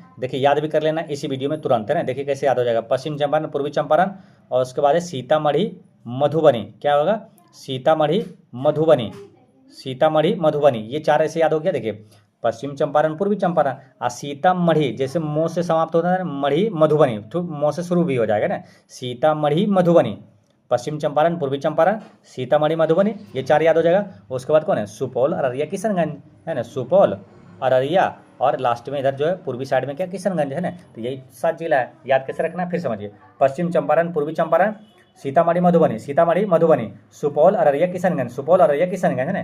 तो सुपौल, अररिया, किशनगंज, तो ये आपको 7 जिला है, ठीक है। तो आपको याद हो जाएगा पश्चिम चंपारण, पूर्वी चंपारण, सीतामढ़ी मधुबनी, सुपौल, अररिया, किशनगंज, ठीक है। तो यहाँ पर देखते हैं, अब ऑप्शन देखते हैं ना, पश्चिम चंपारण, पूर्वी चंपारण, सीतामढ़ी मधुबनी, सुपौल, अररिया, किशनगंज, ये वाला सही है, ऑप्शन नंबर ए यहाँ पर करेक्ट आंसर है ना। यहाँ पर किशनगंज जो है, यहाँ पर क्या होता है, सबसे अधिक वर्षा पूछे कहाँ पर होता है, बिहार में जो सबसे अधिक वर्षा वाला जिला कौन सा है, किशनगंज है ना। और पश्चिम चंपारण से क्या रखना है, तो बिहार का एकमात्र, बिहार में राष्ट्रीय उद्यान कौन सा है, वाल्मीकि राष्ट्रीय उद्यान कहाँ मिलेगा, पश्चिम चंपारण। बिहार में एकमात्र टाइगर रिजर्व जो होगा, वाल्मीकि टाइगर रिजर्व, वो कहाँ मिलेगा, पश्चिम चंपारण में। अभी रामसर साइट एक घोषित हुआ है, कौन, उदयपुर झील, कहाँ मिलेगा, पश्चिम चंपारण में। बिहार की सबसे ऊंची चोटी कौन सा है, तो सोमेश्वर की चोटी है, सोमेश्वर किला कहाँ मिलेगा, पश्चिम चंपारण में, ठीक है। ये सब आपको याद रख लेना, ठीक। चलिए क्वेश्चन नंबर आपका 27 में, किस पंचवर्षीय योजना में मानव संसाधन के विकास को सर्वोच्च प्राथमिकता दी गई थी, तो ये 8वीं पंचवर्षीय योजना था। कौन सा, 8वीं पंचवर्षीय योजना में मानव संसाधन विकास को सर्वोच्च प्राथमिकता दिया गया था। पंचवर्षीय योजना से भी लगातार प्रश्न आता है, ध्यान रखना है। पहली पंचवर्षीय योजना का मुख्य उद्देश्य क्या था, कृषि विकास, दूसरा का क्या था, औद्योगिक विकास, तीसरा पंचवर्षीय योजना का मुख्य उद्देश्य क्या, स्वतंत्र अर्थव्यवस्था। पहली पंचवर्षीय योजना किस मॉडल पर आधारित है, कौन सा है, हेरोडोमर मॉडल पर आधारित है। और दूसरी पंचवर्षीय योजना किस मॉडल पर, तो दूसरी है पीसी महालनोबिस मॉडल पर आधारित है ना। पहली पंचवर्षीय योजना का कार्यकाल मालूम है ना आपको, 1951 से 56 तक है, दूसरा 56 से 61 है, और तीसरा 1961 से 66 है। फिर लगातार यहाँ पर आगे नहीं बढ़ाता है ना। फिर क्या हुआ था, 1966 से 69 क्या हुआ था, योजना अवकाश काल है ना। तो योजना अवकाश की अवधि क्या थी, 1966 से 69 था। फिर चौथी पंचवर्षीय जो 1969 से स्टार्ट हुआ था ना, 1969 से कब तक हुआ था, 74 तक है ना, 1969 से 74 तक। फिर पांचवी पंचवर्षीय हुआ था 1974 से 78 तक ही हुआ था ना। 79 तक होना चाहिए था, लेकिन 78 में ही समाप्त हो गया था। 1974 से 1978 में ही समाप्त हो गया था, 1 वर्ष पहले समाप्त हो गया था ना। फिर छठी पंचवर्षीय योजना यहाँ से स्टार्ट नहीं हुआ था, 2 वर्ष का यहाँ पर गैप हुआ था, 1980 से स्टार्ट हुआ था ना। तो छठी पंचवर्षीय योजना जो है 1980 से कब तक था, 85 तक है ना। यही 1980 से 85 जो छठी पंचवर्षीय योजना है, यही छठी पंचवर्षीय योजना के दौरान ही 1982 में क्या हुआ था, एक्जिम बैंक की स्थापना हुआ था ना। एक्जिम यानी एक्सपोर्ट एंड इम्पोर्ट बैंक, और नाबार्ड की स्थापना भी ये छठी पंचवर्षीय योजना के दौरान 1982 में ही हुआ था ना। ये सब चीज़ें आपको ध्यान रखना है। फिर सातवीं पंचवर्षीय योजना 1985 से 90 तक हुआ था, ठीक।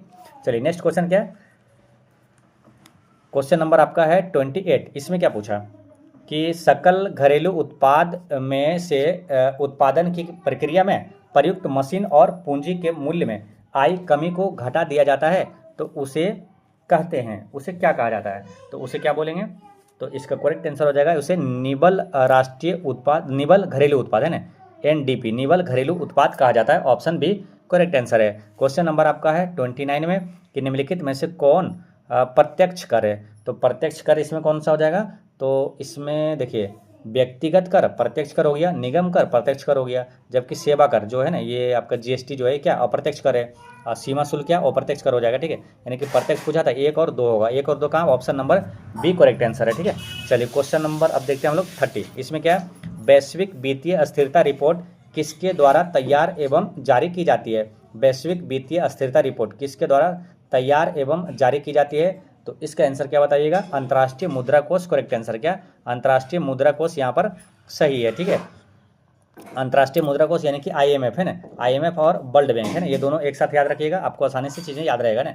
वर्ल्ड बैंक है ना, देखिए IMF और वर्ल्ड बैंक दोनों की स्थापना कब हुआ था मालूम, 1944 में हुआ था ना। 1944 में हुआ था, किस सम्मेलन के तहत हुआ था पूछा जाता है, तो ब्रेटन वुड्स सम्मेलन के तहत हुआ था 1944 में। और वर्ल्ड बैंक का वर्तमान दोनों का मालूम, एक जो मुख्यालय है कहाँ पर है, दोनों का मुख्यालय कहाँ है, अमेरिका के वाशिंगटन DC में है, दोनों का IMF और वर्ल्ड बैंक है ना, दोनों मुद्रा से रिलेटेड है, दोनों का मुख्यालय कहाँ, एक ही जगह है, वाशिंगटन DC में। वर्ल्ड बैंक का अभी पूछेगा वर्तमान में अध्यक्ष कौन है, तो अजय पाल सिंह बंगा है, कौन है, अजय पाल सिंह बंगा।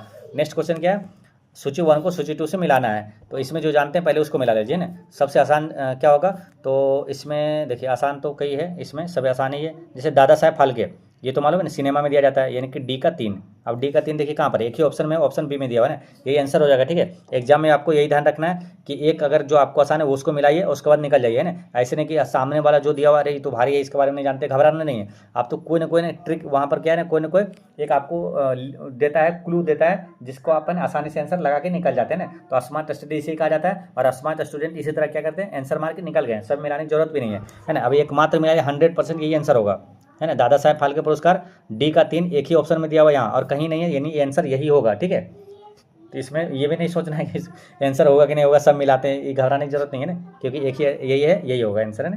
तो 31 का बी हो जाएगा। ठीक है, बाकी चीज़ें यहाँ पर मिला देते हैं आपको आसानी से समझने के लिए।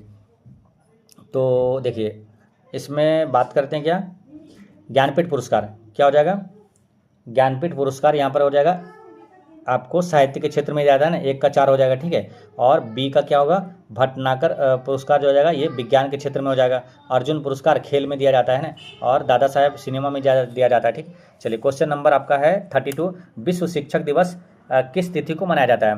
तो विश्व शिक्षक दिवस कब मनाया जाता है, तो आंसर क्या लगाइएगा, करेक्ट आंसर 5 अक्टूबर को। कब, 5 अक्टूबर को विश्व शिक्षक दिवस मनाया जाता है, और राष्ट्रीय शिक्षक दिवस कब, 5 सितंबर को ना, जो कि सर्वपल्ली राधाकृष्णन के जन्मदिवस पर मनाया जाता है ना। नेक्स्ट क्वेश्चन क्या है, किस वर्ष से भारतीय नोटों पर महात्मा गांधी का चित्र अंकित किया जाने लगा, किस वर्ष से किया जाने लगा, तो ये किया जाने लगा रही बात ये है कि आपके मालूम 1969 के है ना, कब से, 1969 ईस्वी से ना। तो ऐसे रिलेट कर लीजिएगा आपको क्या, कि किस वर्ष से महात्मा गांधी के जो चित्र है नोटों पर अंकित क्या, 1969 में। और क्या हुआ था, इसरो की स्थापना कब हुआ था, 15 अगस्त 1969 को ही हुआ था ना। पहली बार चंद्रमा पर जो गया था कौन, आर्मस्ट्रॉन्ग, नील आर्मस्ट्रॉन्ग कब गया था, 1969 में हुआ था ना, अपोलो 11 के तहत है, अपोलो 11 से। तो नील आर्मस्ट्रॉन्ग, फिर बज एल्ड्रिन और कॉनरॉड है ना, ABC तीनों लगातार गया था। तो ये 1969 की बात है। नेक्स्ट क्या, वेनेजुएला की राजधानी कहाँ है, क्वेश्चन नंबर आपका 34, वेनेजुएला की राजधानी ये कहाँ पर, कराकस है ना, कहाँ है, वेनेजुएला की राजधानी हो जाएगा कराकस हो जाएगा। ठीक है, रही बात क्या, बेलग्रेड, ये किसकी राजधानी मालूम, ये है सर्बिया की राजधानी, सर्बिया की राजधानी क्या, बेलग्रेड है। और मस्कट है किसका, ओमान है ना, ओमान की राजधानी कहाँ है, मस्कट है। मिस्र की राजधानी कहाँ है, काहिरा है। नेक्स्ट है कि पहली भारतीय कंपनी जिसे USA नॉस्डॉक में सूचीबद्ध किया गया था, पहली भारतीय कंपनी जिसे USA नॉस्डॉक में सूचीबद्ध किया गया था, तो ये कौन सा है, इन्फोसिस। कौन सा, इन्फोसिस करेक्ट आंसर है। नेक्स्ट क्या, निम्नलिखित में से कौन सा शहर सबसे योजनाबद्ध शहर का उदाहरण है, सबसे योजनाबद्ध शहर का उदाहरण कौन सा, चंडीगढ़ है ना। चंडीगढ़ से पूछा जाता है, चंडीगढ़ का डिजाइन किसने किया था, तो ली कार्बुजियर ने, किसने, ली कार्बुजियर ने इसका डिजाइन किया था। 2006 में किरण देसाई को उनकी किस कृति के लिए बुकर पुरस्कार प्रदान किया गया था, तो किरण देसाई को जो बुकर पुरस्कार मिला था किस कृति के लिए मिला था, तो ये मिला था the inheritance of loss, the inheritance of loss के लिए दिया गया था। ठीक है, अब रही बात क्या मालूम, करेंट, ये तो हो गया किरण देसाई को द इनहेरिटेंस ऑफ लॉस। अब करंट अफेयर की चीज़ें याद रख लेंगे क्या, 2025 में जो है बुकर पुरस्कार किसे दिया गया था मालूम, 2025 का बुकर पुरस्कार मिला था डेविड सजेले को, डेविड सजेले है ना, कौन था, डेविड सजेले, डेविड सजेले को दिया गया था। किस पुस्तक के लिए दिया था, तो इनका उपन्यास का नाम था फलेस, क्या था, फलेस है ना, फलेस के लिए इनको दिया गया था। ये क्या है, बुकर पुरस्कार डेविड सजेले को फलेस के लिए दिया गया था। और अंतर्राष्ट्रीय बुकर पुरस्कार किसे मिला था, तो बानू मुश्ताक को मिला था हॉट लैम्प के लिए, किसके लिए, बानू मुश्ताक को हॉट लैम्प के लिए दिया गया था, ये याद रखना है, हॉट लैम्प के लिए दिया गया था ना, जिसका अंग्रेजी अनुवाद किसने, दीपा वास्ती ने किया था।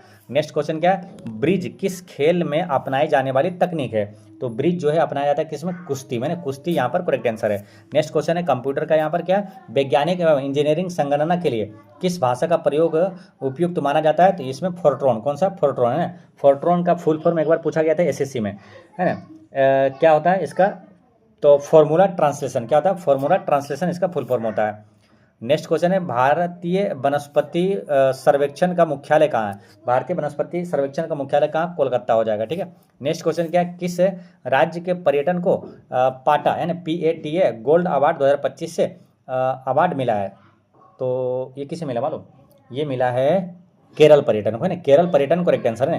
केरल से आपको याद रखना है करंट अफेयर की चीज़ें क्या, 100% है ना, पूर्ण डिजिटल साक्षर राज्य, डिजिटल साक्षर राज्य पूछेगा तो केरल ही आंसर होगा ना। देखिए 2011 की जनगणना के अनुसार पूर्ण साक्षर राज्य कौन सा है, सर्वाधिक साक्षर राज्य कौन सा है, केरल है। और पूर्ण डिजिटल साक्षर राज्य 2025 में किसे बनाया गया, बताया केरल को। हालांकि उल्लास योजना के तहत पूछेगा, उल्लास योजना के साथ तहत जो है पूर्ण साक्षर राज्य पहला कौन सा, मिजोरम, दूसरा कौन सा, गोवा, तीसरा कौन सा है, तीसरा त्रिपुरा, तो से तीसरा, तो से त्रिपुरा, अब फिर उसके बाद है हिमाचल प्रदेश, उसके बाद है लद्दाख है, ठीक है। चलिए क्वेश्चन नंबर आपका 42, इसमें क्या है, किस देश ने विश्व का पहला द्वि-टावर सौर तापीय ऊर्जा संयंत्र को शुरू किया है, विश्व का पहला द्वि-टावर सौर तापीय ऊर्जा संयंत्र को शुरू किया है, तो 42 का आंसर क्या हो जाएगा, option number B correct answer है, ऑप्शन नंबर बी यहाँ पर सही है।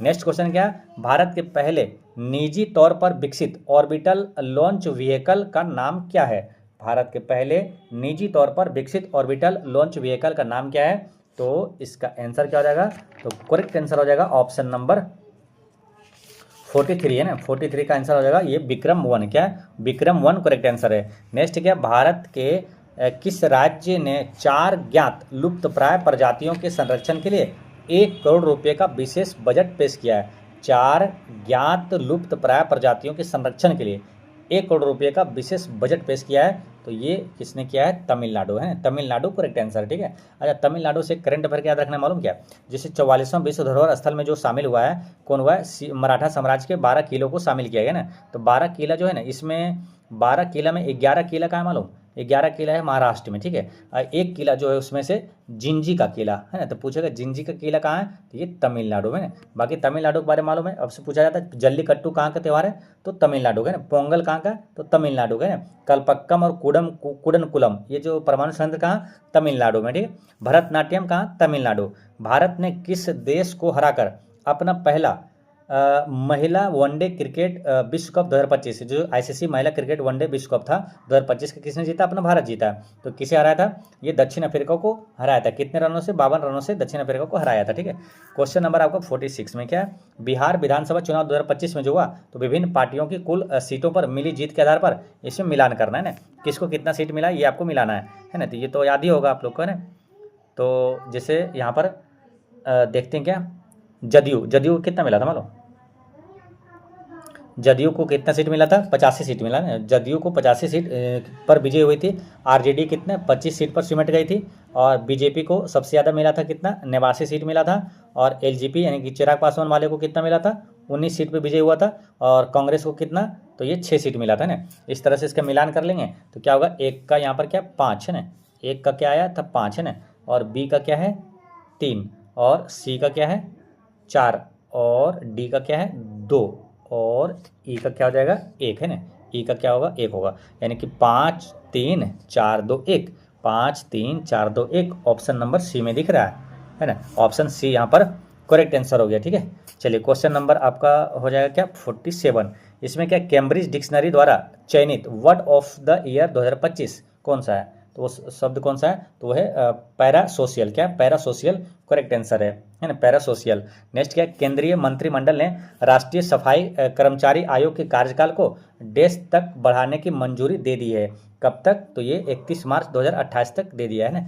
निम्न में से किसे द महात्मास मैनिफेस्टो नामक पुस्तक लिखी, किसने लिखा था, तो ये लिखा है किसने, तो ये राजेश तलवार, किसने, राजेश तलवार ने लिखा है। क्वेश्चन नंबर आपका 50 में क्या है, इसमें है कि अंतर्राष्ट्रीय भारतीय फिल्म अकादमी पुरस्कार जो आईफा अवार्ड 2025 समारोह के बारे में असत्य कथन का चयन करना है, यानी गलत कौन सा है ये आपको बताना है, ठीक है। देखिए पहला क्या है, सर्वश्रेष्ठ फिल्म का पुरस्कार जो है लापता लेडीज ने जीता, ये वाला सही है, जो आईफा अवार्ड 2025 में सर्वश्रेष्ठ फिल्म का अवार्ड किसे मिला, लापता लेडीज को ही मिला। सर्वश्रेष्ठ निर्देशक का पुरस्कार किरण राव ने जीता, ये भी सही है। प्रमुख भूमिका में सर्वश्रेष्ठ प्रदर्शन करने वाले अभिनेता का पुरस्कार कार्तिक आर्यन को भूल भुलैया 3 के लिए दिया, ये सही है।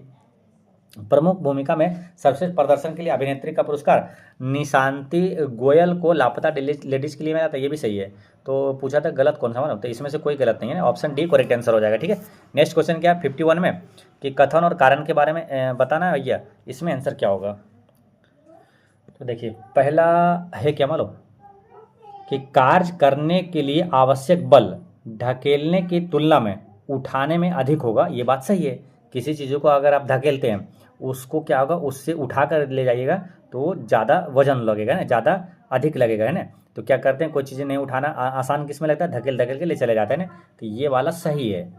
फिर क्या बोला, रोलिंग घर्षण स्लाइडिंग घर्षण से अधिक होता है क्या, नहीं, जो रोलिंग वही वाला धकेलने वाला जो घुड़का के ले जाते हैं तो वो क्या होगा, वो कम होगा है ना। अधिक क्या लिखा है, ये गलत है लिखा है, कम होगा ना, तो ये कथन सही है, कारण गलत है, ऑप्शन सी करेक्ट आंसर है।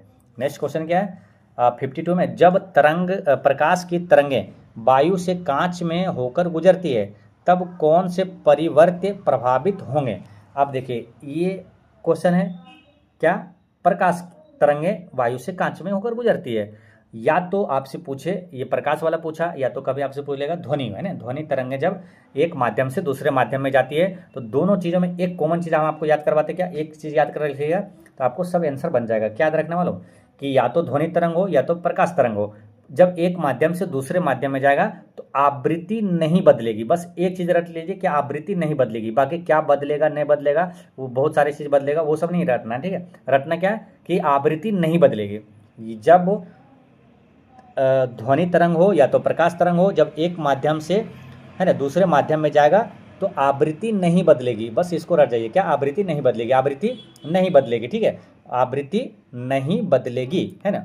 तो यानी कि अपरिवर्तित रहेगा, तो बदल सकता है क्या, आवृत्ति नहीं बदलेगा, ठीक है। अब इसको क्वेश्चन बनाइए, देखिए जब प्रकाश की तरंगें वायु से कांच में होकर गुजरती है, यानी कि एक माध्यम से दूसरे माध्यम में जा रही है, तो कौन सा परिवर्त्य प्रभावित होंगे, ठीक है। तो आवृत्ति नहीं बदलेगा, ठीक है, तो जहां पर आवृत्ति है उसको कट करना है, आवृत्ति नहीं बदलेगा, इसमें परिवर्तन होंगे मतलब प्रभावित होगा यानी बदलेगा, ठीक है। तो आवृत्ति नहीं बदलेगा अपना, ठीक है, आवृत्ति ये आंसर नहीं होगा, ठीक है।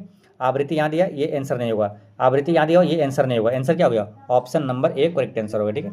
समझ गए ना आसानी से।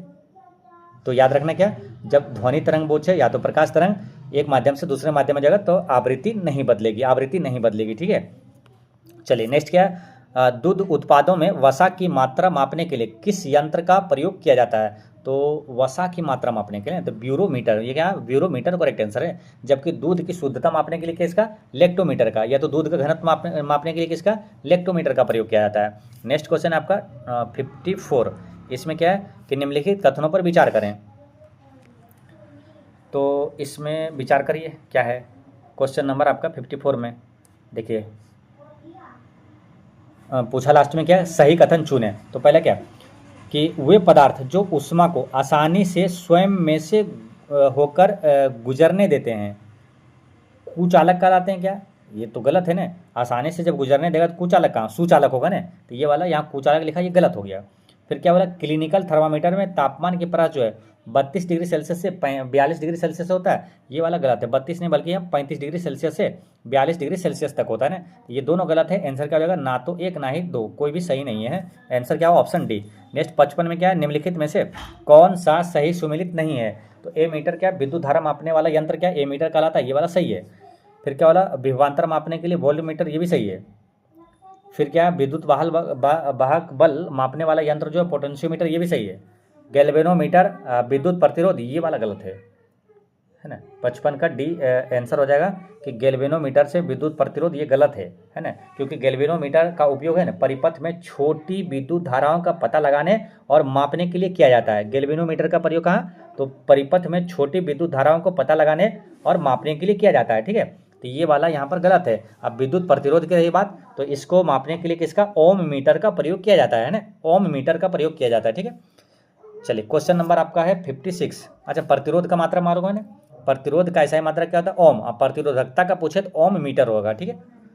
क्वेश्चन नंबर आपका 56 में क्या, डायोड का उपयोग किया जाता है। तो डायोड का प्रयोग कहाँ करते हैं, तो डायोड का प्रयोग किया जाता है एसी वोल्टेज को डीसी वोल्टेज में परिवर्तित करने के लिए डायोड का इस्तेमाल किया जाता है। मनुष्य के लिए सबसे हानिकारक विकिरण कौन सा है, तो सबसे हानिकारक विकिरण मनुष्य के लिए गामा किरणें, क्या है गामा किरणें। सबसे अधिक भेदन क्षमता किसका होता है, तो गामा किरणें का ही होता है, ठीक है। चलिए एक क्वेश्चन आपसे पूछते हैं यहाँ पर, अगर पूछा जाता है ना किसी तत्व से अगर अल्फा कण अगर उत्सर्जित होता है ना, अल्फा कण निकलता है तो क्या प्रभावित होता है ना, परमाणु संख्या कितना बढ़ता है या तो कितना घटता है, परमाणु द्रव्यमान क्या घटता है बढ़ता है, और बीटा कण जब निकलता है तो क्या होता है मालूम है ना, और गामा कण निकलता है तो क्या होता है, याद है। देखिए जब अल्फा कण अगर उत्सर्जित होता है ना तो क्या होता है, परमाणु क्रमांक में 2 की कमी आती है, 2 की कमी आई, ठीक है। और परमाणु द्रव्यमान जो है, परमाणु भार जो है उसका 4 की कमी होती है ना, अल्फा कण जब निकला तो। अब बीटा कण निकलेगा तो क्या होगा, परमाणु क्रमांक में 1 की वृद्धि होती है ना, क्या होता है 1 का वृद्धि होता है, जबकि परमाणु द्रव्यमान जो है उस पर कोई प्रभाव नहीं पड़ता है, समझ गए। अल्फा कण निकलने, बीटा कण हो गया, और गामा कण, जब गामा कण निकला है तो क्या प्रभाव पड़ता है, तो कोई भी प्रभाव नहीं पड़ता है ना, गामा कण निकलने से कोई भी प्रभाव नहीं पड़ता है। फिर समझिए, अल्फा कण जब निकला तो क्या हुआ, परमाणु क्रमांक में 2 की कमी और परमाणु भार में 4 की कमी, ठीक है ना, 4 की कमी, ठीक है। और बीटा कण जब निकला तो परमाणु क्रमांक में 1 की वृद्धि हुआ और परमाणु भार में कोई भी चेंज नहीं हुआ, और गामा किरण से तो कोई भी चेंज होता ही नहीं, ठीक है। तो इस तरह से ध्यान रखना है, ठीक है। तो चलिए, आंसर क्या आ गया था आपका, option number C correct answer है, ठीक है। चलिए, क्वेश्चन नंबर आपका 58, इसमें क्या है, निम्नलिखित विकिरणों के आवृत्ति को बढ़ते क्रम में व्यवस्थित कीजिए। बढ़ते क्रम में व्यवस्थित करना मतलब क्या, सबसे कम आवृत्ति किसका है, उसके बाद किसका अधिक, उसके बाद किसका, है ना, इस तरह से इसको सजाना है। तो देखिए, रेडियो तरंग जो है ना, इसमें से अगर ऑप्शन से देखेंगे सबसे कम होता है, देखिए। हालांकि आवृत्ति को बढ़ते क्रम में आपको बताते क्या, सबसे जो कम होता है किसका होता है, रेडियो तरंग, है ना, लिख लीजिएगा क्या, पहले होता है रेडियो तरंग, ठीक है। और इससे ज़्यादा जो आवृत्ति होता है किसका, माइक्रोवेव, है ना, यानी कि सूक्ष्म तरंग, है ना, माइक्रोवेव। इससे ज़्यादा किसका हो जाएगा, इंफ्रारेड, है ना, यानी कि अवरक्त किरण, है ना, अवरक्त किरण, ठीक है। और इससे ज़्यादा किसका हो जाएगा आवृत्ति, तो दृश्य प्रकाश का, ना, दृश्य विकिरण या तो दृश्य प्रकाश का, ना, दृश्य प्रकाश का। और इससे ज़्यादा किसका हो जाएगा, तो ये पराबैंगनी किरण का, ना, अल्ट्रा वायलेट विकिरण, है ना, अल्ट्रा वायलेट विकिरण का जो आवृत्ति है इससे ज़्यादा हो जाएगा। फिर इससे ज़्यादा किसका होगा, एक्सरे का, है ना, एक्स किरण का जो होगा, एक्सरे का इससे ज़्यादा हो जाएगा। और सबसे ज़्यादा किसका हो जाएगा, तो गामा किरण का, ना, गामा किरण का सबसे ज़्यादा हो जाएगा, ना, गामा किरण का आवृत्ति, ठीक है, गामा किरण का आवृत्ति सबसे ज़्यादा हो जाएगा, ठीक है। अच्छा, ये क्या मालूम, आवृत्ति के अनुसार ये बढ़ते क्रम है, यानी सबसे कम है किसका, मतलब सबसे कम हो जाएगा रेडियो तरंग का, ठीक है, आवृत्ति, है ना, सबसे कम। तो ये आवृत्ति में सबसे कम जो आवृत्ति है उसका तरंगदैर्घ्य जो है ना सबसे अधिक होगा, समझ रहे हैं ना, एक दूसरे को उल्टा होगा। आवृत्ति जो है इसका कम हुआ यहाँ पर रेडियो का, तो आवृत्ति क्या होगा, आवृत्ति कम हुआ तो तरंगदैर्घ्य क्या होगा, अधिक होगा। यानी कि तरंगदैर्घ्य के अगर मामले में बोलेगा तो ये क्या हो जाएगा, तरंगदैर्घ्य के रूप में अगर पूछेगा बढ़ते क्रम में, तो सबसे पहले तरंगदैर्घ्य क्या आएगा, गामा किरण आएगा ना, क्योंकि गामा किरण का तरंगदैर्घ्य क्या होगा, सबसे कम होगा। यहाँ पर क्या, आवृत्ति सबसे अधिक है इसका, है ना, आवृत्ति क्या है, सबसे अधिक है, ठीक है। तो तरंगदैर्घ्य क्या है इसका, सबसे कम हो जाएगा, है ना। जैसे कि रेडियो तरंग है, यहाँ पर क्या है, सबसे कम आवृत्ति है, सबसे कम आवृत्ति है, सॉरी फिर समझिए, यहाँ पर देखिए, रेडियो तरंग का क्या आवृत्ति सबसे कम है यहाँ पर, तो तरंगदैर्घ्य क्या होगा इसका, सबसे अधिक हो जाएगा, सबसे अधिक तरंगदैर्घ्य हो जाएगा ना। जबकि यहाँ पर आवृत्ति सबसे अधिक है गामा का, यानी सबसे कम तरंगदैर्घ्य इसका हो जाएगा ना, सबसे कम होगा, ठीक है, यानी इसका उल्टा हो जाएगा। तो यहाँ पर आपसे पूछा क्या, विकिरणों की आवृत्ति को बढ़ते क्रम है, तो सबसे पहले रेडियो तरंग होगा, रेडियो विकिरण यानी कि एक आएगा, है ना, पहले एक आएगा, उसके बाद आपको यहाँ पर ऑप्शन के अनुसार से क्या होगा, माइक्रोवेव तो है नहीं, है ना, अवरक्त किरण है, यानी कि एक के बाद दो आएगा, है ना, एक के बाद क्या आएगा, दो, ठीक है, एक और दो, ठीक है। उसके बाद क्या हो जाएगा, एक्सरे, है ना, एक्सरे डायरेक्ट यहाँ पर आ रहा है, और उसके बाद दृश्य विकिरण, है ना, तो एक्सरे दृश्य विकिरण पहले आएगा ना, पहले 4 होगा ना, उसके बाद आएगा आपको एक्सरे यहाँ पर लास्ट वाला ना, यानी कि 3, है ना, 1 2 4 3, है ना, 1 2 4 3 आंसर होना चाहिए, 1 2 4 3 ऑप्शन नंबर डी में दिया हुआ है, ऑप्शन डी करेक्ट आंसर होगा, ठीक है। चलिए, क्वेश्चन नंबर आपका है क्या, 59 में प्रकाश की गति किस माध्यम में सबसे कम होती है, सबसे कम किस में होगा, देखिए सबसे अधिक किस में होता है ना, प्रकाश की गति सबसे अधिक होता है निर्वात में होता है ना, तो सबसे कम किस में हो जाएगा, ठोस में हो जाएगा, ठीक है, सबसे कम हो जाएगा ना। जबकि ध्वनि की तरंग की बात करेंगे, ध्वनि सबसे अधिक होता है ठोस में, इसका उल्टा हो गया, है ना, प्रकाश क्या है सबसे कम हुआ यहाँ पर ठोस में, जबकि ध्वनि क्या है सबसे अधिक होता है, ध्वनि की ठोस में होता है, उससे कम होता है द्रव में, उससे कम होता है गैस में होता है। अच्छा, प्रकाश में क्या होता है, प्रकाश क्या निर्वात में भी गमन करता है, जबकि ध्वनि क्या है निर्वात में गमन नहीं करता है, ठीक है। ध्वनि में ध्रुवन की घटना नहीं होती है ना, जबकि प्रकाश में क्या ध्रुवन की घटना होती है। प्रकाश के वेग को सबसे पहले किसने मापा था, रोमर ने मापा था, है ना, ये सब आपको याद ही होगा। प्रकाश का वेग जो होता है निर्वात में कितना, 3 × 10⁸ मीटर प्रति सेकंड होता है।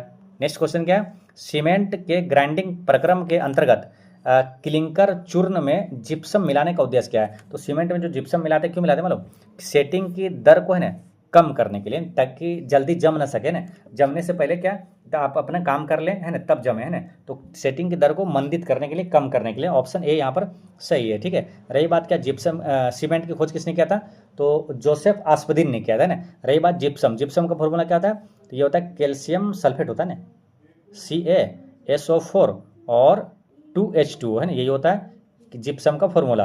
और यही जिप्सम को जब गर्म करते हैं ना, तो ये क्या बन जाता है मालूम, जिप्सम जैसे कि कैल्शियम सल्फेट 2H2 है, तो 2 जल है यहाँ पर, तो इसमें से 1.5 जल जब उड़ जाता है वाष्प बनकर, है ना, जब गर्म करते हैं तो यहाँ कितना बचता है, हाफ H2O बचता है ना, कितना, कैल्शियम सल्फेट, है ना, SO4 और हाफ H2O, है ना, हाफ H2O बचता है, तो इसको क्या बोलते हैं, प्लास्टर ऑफ पेरिस बोला जाता है ना, प्लास्टर ऑफ पेरिस, है ना, कैल्शियम सल्फेट हेमीहाइड्रेट, है ना।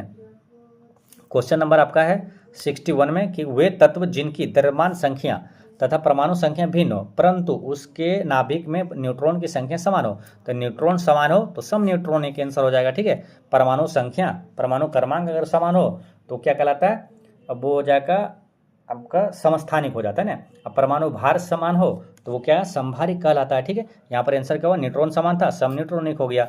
नेक्स्ट क्वेश्चन है आपका 62 में कि नीचे दिए गए कथन और कारण पर विचार करना है ना। तो 62 में क्या है, पहला क्या है कि सामान्य तापमान पर आयोडीन एक ठोस अवस्था में पाया जाता है, ये बात सही है। आयोडीन एक उत्कृष्ट गैस है, ये वाला गलत है ना। उत्कृष्ट गैस में क्या है ना, अगर करके जीरो ना, है। उत्कृष्ट गैस में, नोबेल गैस में कौन सा है, हीलियम हो गया, नियोन हो गया, है ना, अगर करके यानी आर्गन हो गया, के यानी क्रिप्टोन हो गया, जीरो यानी कि जेनोन हो गया और रेडोन हो गया ना, ये सब अक्रिय गैस है ना, ये वाला नहीं है।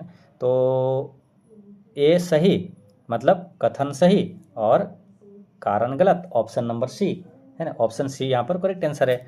नेक्स्ट क्वेश्चन है आपका 63, इसमें क्या बोला कि सूची 1 को सूची 2 से सुमेलित करने और कूट के माध्यम से आंसर बताना है। तो इसको मिलान करना मालूम, जैसे सिट्रिक अम्ल का फॉर्मूला क्या होता है, तो सिट्रिक अम्ल का फॉर्मूला हो जाता है आपका C6H8 और O7 होता है ना, सिट्रिक अम्ल का 1 का 3, है ना, 1 का 3, यहाँ पर 1 का 3 किस में, ऑप्शन सी में दिया हुआ, यही आपका आंसर है ना। 63 का सी करेक्ट आंसर हो गया। सिट्रिक अम्ल का फॉर्मूला क्या आता है, C6H8O7 होता है ना, यही आंसर हो गया आपका, ऑप्शन नंबर सी। फिर आगे मिला लेते हैं कि एसिटिक अम्ल, इसका फॉर्मूला क्या आता है, CH3COOH, है ना, CH3COOH, है ना, एसिटिक अम्ल का फॉर्मूला होता है, ठीक है। और रही बात क्या, फॉर्मिक एसिड, फॉर्मिक एसिड जो कि चींटी के डंक में पाया जाता है, फॉर्मिक अम्ल, है ना, मेथोनिक अम्ल भी इसे कहा जाता है। फॉर्मिक अम्ल का फॉर्मूला हो जाएगा क्या आपका, HCOOH, है ना, HCOH, है ना, C का 2 और एक बचिएगा लैक्टिक अम्ल, है ना, लैक्टिक एसिड का क्या हो जाएगा, C2H2OH COOH, है ना, तो ये हो जाएगा डी का 1, है ना, ऑप्शन सी करेक्ट आंसर है। नेक्स्ट क्वेश्चन क्या है कि कार्नोटाइट निम्न में से किस धातु का अयस्क है, तो कार्नोटाइट जो है किस धातु का अयस्क हो जाएगा, तो इसका आंसर हो जाएगा option number D correct answer होगा, यूरेनियम का, किसका, यूरेनियम का, ठीक है। यूरेनियम का अयस्क आपको क्या मिलेगा, पिच वैलेंट, है ना, पिच वैलेंट किसका अयस्क है, यूरेनियम का। मोनाजाइट किसका है, थोरियम का, मोनाजाइट किसका है, तो थोरियम का, है ना। नेक्स्ट क्वेश्चन क्या है, नीला कशिश का रासायनिक नाम क्या है, तो नीला कशिश का रासायनिक नाम क्या है, कॉपर सल्फेट, क्या है, कॉपर सल्फेट यहाँ पर करेक्ट आंसर हो जाएगा, ठीक है। यहाँ पर जिंक सल्फेट की अगर बात करेंगे तो ये क्या होता है, सफ़ेद थोथा, है ना, सफ़ेद थोथा कहा जाता है, ठीक है। और फेरस सल्फेट क्या होता है, हरा कशिश पूछेगा किसे कहा जाता है, तो फेरस सल्फेट को हरा कशिश कहा जाता है ना। नीला कशिश क्या हुआ, कॉपर सल्फेट, जबकि हरा कशिश फेरस सल्फेट, है ना। नेक्स्ट क्वेश्चन क्या है कि गोताखोरों द्वारा गहरे समुद्र में सांस के लिए ऑक्सीजन के साथ किस गैस का मिश्रण होता है, तो हीलियम, है ना, ऑक्सीजन के साथ किसका होता है, हीलियम का होता है ना, option number B correct answer है। नेक्स्ट क्या, निम्नलिखित में से कौन सा एवियन फ्लू वायरस है जिसे वर्ड फ्लू वायरस कहा जाता है, तो वर्ड फ्लू वायरस कौन सा हो जाएगा, तो H5N1, है ना, H5N1 जो होता है वर्ड फ्लू वायरस होता है। और जबकि स्वाइन फ्लू वायरस में क्या होता है, H1 और N1, है ना, H1N1 क्या हुआ, स्वाइन फ्लू वायरस हो गया। इलेक्ट्रोकार्डियोग्राफ का आविष्कारक कौन है ना, इलेक्ट्रोकार्डियोग्राफ ये क्या है मालूम, तो ये हृदय से संबंधित है ना, तो ये इसका आविष्कारक है विलेम एंथोवेन। कौन है, विलेम एंथोवेन ने कब किया था, 1903 की बात है ना, 1903 में किया था ना। और इलेक्ट्रोकार्डियोग्राफ जो है ना, इसको क्या बोलते हैं, ECG, इसका संबंध किससे, हृदय से। और एक होता है EEG, है ना, EEG का संबंध किससे, तो ये मस्तिष्क से संबंध है ना। ये क्या हुआ, इलेक्ट्रोकार्डियोग्राफ, और ये क्या हुआ, इलेक्ट्रोएन्सेफेलोग्राम होता है ना, इलेक्ट्रोएन्सेफेलोग्राफ। नेक्स्ट क्वेश्चन है आपका 69 में कि बीज के प्रकीर्णन की सेंसर विधि किस पादप में पाई जाती है, तो बीज के प्रकीर्णन की सेंसर विधि जो है ये पाया जाता है किसमें, option number C correct answer है, पोस्ते में, किसमें, पोस्ते यहाँ पर सही है ना, पोस्ते यहाँ पर करेक्ट आंसर है, ठीक है। चलिए क्वेश्चन नंबर आपका है 70 में क्या, आलू के भंडारण में ऑक्सीजन यानी O2 की कमी से डैश रोग होता है, तो O2 ऑक्सीजन की कमी से जो है आलू के भंडारण में कौन सा रोग होता है, तो इसमें होता है कौन सा, ब्लैक हार्ट है ना, ब्लैक हार्ट रोग होता है, ठीक है, ब्लैक हार्ट करेक्ट आंसर है, ठीक है।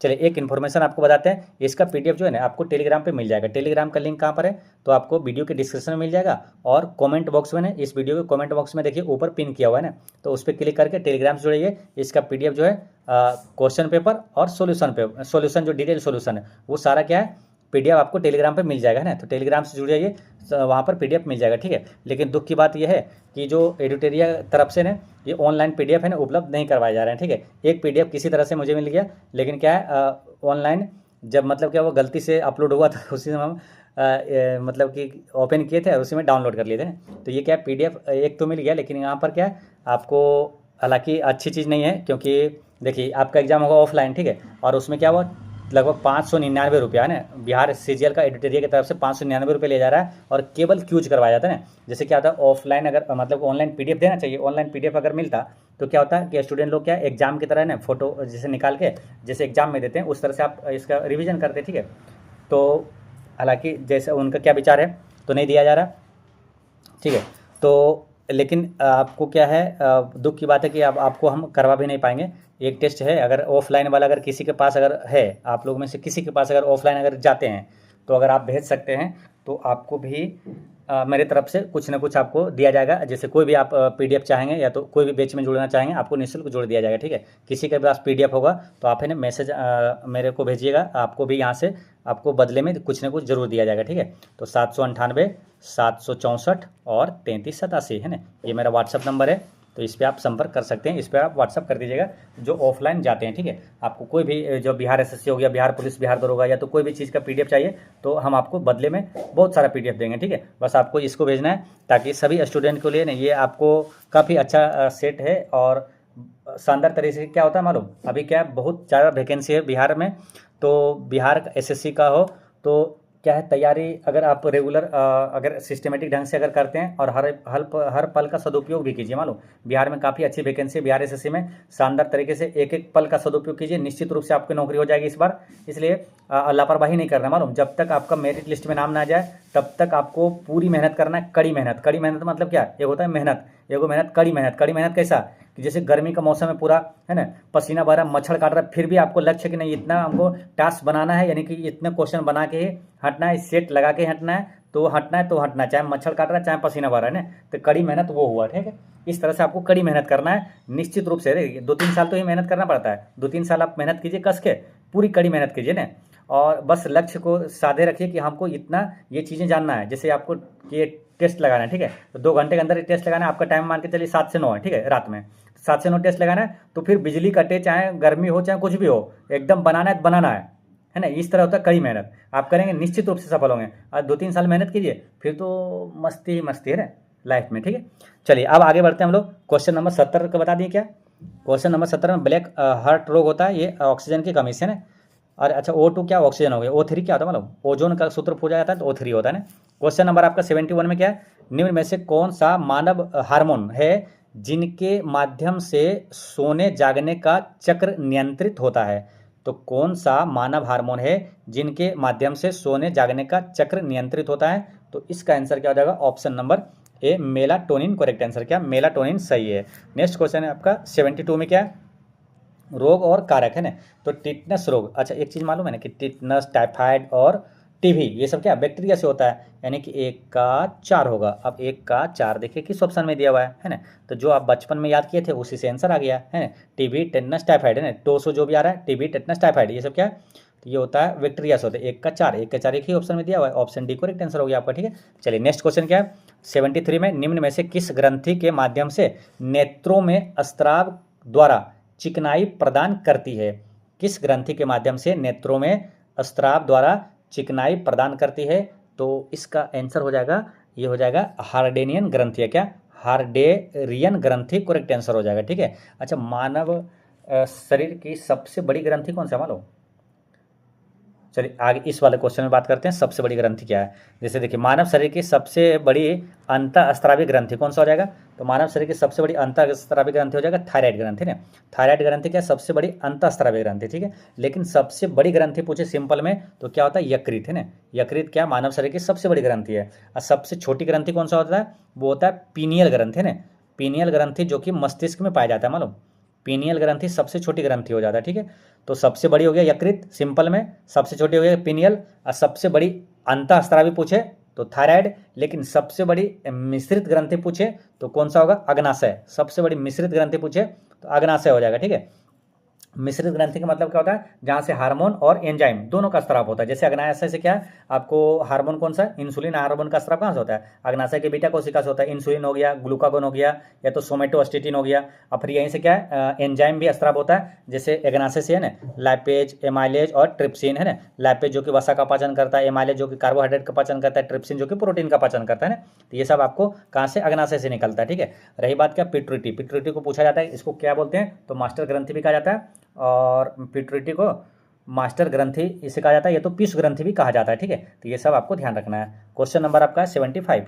इसमें क्या है कि निम्न में से कौन से स्वाद जीभ पर नहीं पाए जाते हैं, तो जीभ पर नहीं पाया जाता है, ये पूछा आपसे। देखिए जीभ पर है ना मुख्य रूप से 5 प्राथमिक स्वाद पाए जाते हैं। कौन कौन सा, मतलब मीठा, खट्टा, नमकीन, कड़वा और उमामी। मीठा, खट्टा, नमकीन, कड़वा और उमामी, ये मुख्य रूप से पाए जाते हैं ना। तो इसमें से कौन सा नहीं होगा, तो मसालेदार नहीं होगा, ठीक है, और इसमें से एक तीखा नहीं होगा ना, ये नहीं होगा। बाकी ये सब होगा, मीठा, खट्टा, नमकीन, कड़वा और उमामी होगा, है ना। तो 4 और 7 नहीं होगा।